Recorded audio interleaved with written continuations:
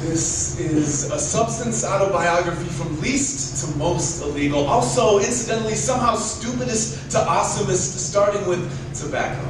Only at a Bible college during the Bush years could I have been confused enough to have found you attractive, but I needed something that felt authentic, and your smoke tore through my lungs like a blade across skin. I'm lucky I learned to stop cutting cigarettes. The most preventable cause of children never meeting their grandparents. Cigarette, you were called the slave. Virginia leaf, Carolina cotton, you are the master's cock. I'd break chains to keep you out of my mouth. Alcohol.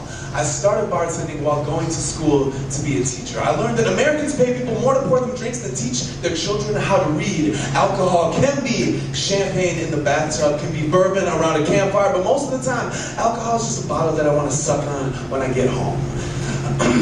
This cocktail is 1 part wedding toast, 1 part date rape, 2 parts wine with dinner, 3 parts domestic abuse, drunk driving, and manslaughter. Senator, tell me again why you would hesitate to legalize marijuana, my first love of free life. I was 19 when we kissed, and I was changed forever. You took me to jazz clubs and read me poetry and fed me ice cream cake. I love reading. I love riding bikes with you. I love going to movies with you and going to shows with you and falling asleep with you and eating breakfast with you and waking up with you and doing like everything with you. I never want to know how many dollar bills I packed inside my grinder when I was young. I had the most colorful dreams now. I hardly remember them. I've quit cigarettes. I've quit Christianity. Quit the closet. Don't let anybody tell you you can't get addicted to pop, because I am on a warehouse on the 4th floor and the question is raised, do you want to be cool, or do you want to be fun, or do you want to have firmer erections? Do you want to party? Just take out a credit card and a $20 bill. White girl, when we Eskimo kiss, you made me feel so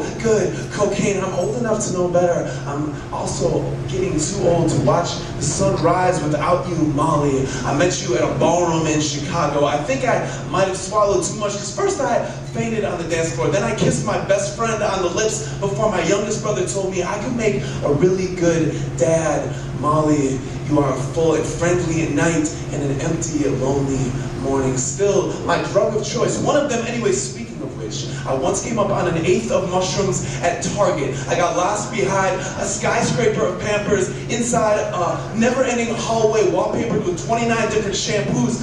I wish every American could trip inside a department store. They would all go out of business. That shit was so fucked up, but to make love on mushrooms is to be afraid to come. Like the wave might actually swallow me and then watch orange and green lightning bolts fly out of my dick. And while I generally believe it is unwise to ingest man-made substances, I think that acid is more like the pyramids. Just because God didn't build the pyramids doesn't mean they cannot point the way to her. 1 4th of July, I lived an entire life inside of one day, carved my name in the sky with a sparkler, watched while I felt the woman behind me undressing, the sky filled with atomic flowers. Acid is too big for language, like God is too big for religion. The original sin was never reaching for the forbidden fruits, but denying that we had tasted it. Tree of life.